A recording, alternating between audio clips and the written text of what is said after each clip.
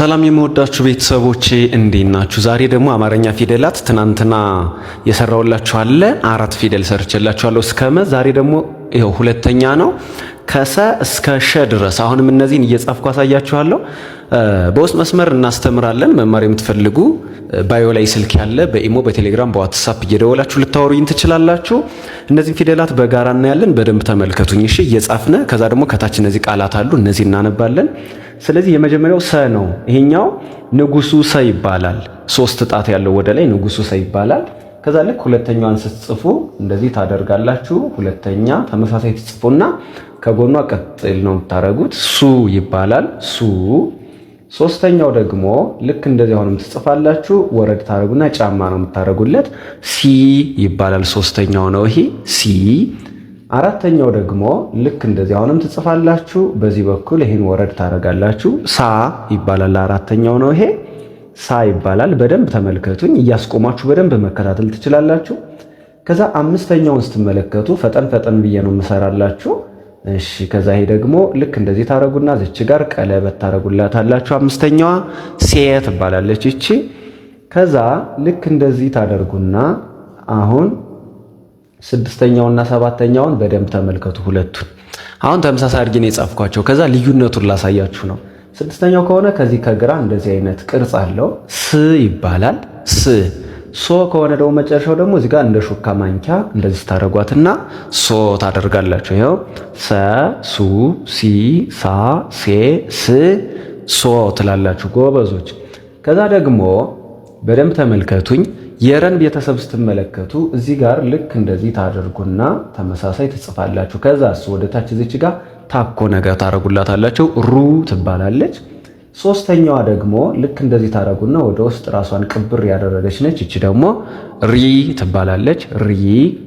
ከዛ አራተኛው ደግሞ ልክ እንደዚህ ታደርጋላችሁ። ወደ ውስጥ ቅብር ታደርጓትና ከዛስ በዚህ በኩል እንደዚህ አድርገን እንደዚህ እናደርጋለን። እቺ ደግሞ ራ ትባላለች። ከዛ አምስተኛዋ ልክ እንደዚህ እንጽፍና እዚች ጋር ቀለበት አድርገን ሬ እንላለን። ከዛ ይችኛዋ ር ስትሆን እንደዚህ ታረጓትና የመጨረሻው ደግሞ ሮ ደግሞ ልክ እንደዚህ ታረጉና እዚች ጋር እንደዚህ ነገር አላት ማለት ነው። ሮ እንደዚህ አድርጋችሁ ትጽፋላችሁ። በጣም ጥሩ። ከታች ያሉ ቃላትንም እናያለን ብያችኋለሁ። ከዛ ደግሞ ሰ የሚባለው ይሄኛው ንጉሱ ሰ ነው አልኳችሁ። ይሄ ደግሞ ሳቱ ሰ ይባላል። ልክ ይሄኛውንም ተመሳሳይ ትጽፋላችሁ። ይሄው እንደዚህ ጻፍኩት። እንደዚህ ካደረኩ በኋላ ከጎኑ ምን ማድረግ ነው ያለብኝ? ቅጥል ማድረግ አለብኝ። ሱ ይባላል። ኦኬ። ከዛ ደግሞ ይሄ ደግሞ እንደዚህ ታደርጉና ጫማ ይኖረዋል። ይሄው ሲ ትላላችሁ። አራተኛውን ደግሞ ስትጽፉ እንደዚህ ታደርጉና ይሄው ሳ ታረጋላችሁ። አንድ እግሩ በዚህ በኩል ያጥራል። ከዛ ሴ ሲባል ደግሞ አምስተኛ ሴ ቀለበት ስለሚኖረው እንደዚህ ታረጉና ከዚች ጋር ይሄው ሴ።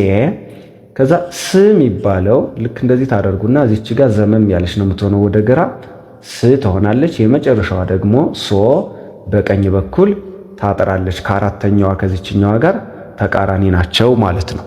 ተቃራኒ ናቸው። ሸ የሚባለው ከሰላይ እንደዚህ አግዳሚ መጨመር ብቻ ነው። ምን ማለት ነው?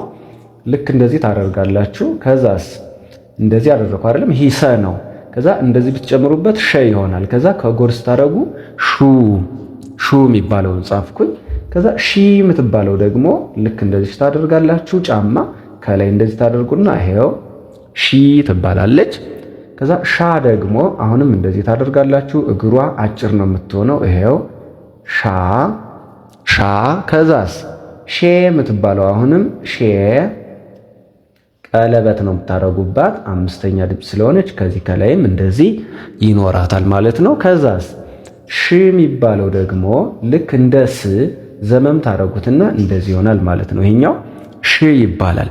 ከመጀመሪያው ጋር ስትመለከቱት ይለያያል። ይሄ ቀጥ ያለ ሲሆን ይሄ ደግሞ ወደ ግራ ዘመም ያለ ነው የሚሆነው። ከዛ የመጨረሻው ደግሞ ልክ አራተኛው በተቃራኒ እግሯ በቀኝ በኩል ታጠራለች። እዚች ጋር ሾ ትባላለች ማለት ነው። ጥሩ።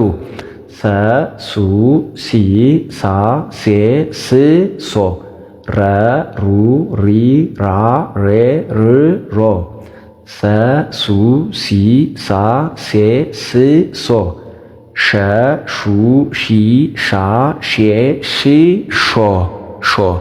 ከዛ እነዚህ ሰመረ ሰመረ ሰመረ ረበሸ ረበሸ ሰረቀ ሰረቀ ሸለመ ሸለመ ሰከረ ሰከረ መሰረተ መሰረተ እያልን እናነባለን። ይመቻችሁ። ላይክ፣ ሼር፣ ኮፒ ሊንክ ማድረጋችሁን እንዳትረሱ። ክፍል 3 ደግሞ ይዤላችሁ እመጣለሁ በሌላ ቪዲዮ። ይመቻችሁ።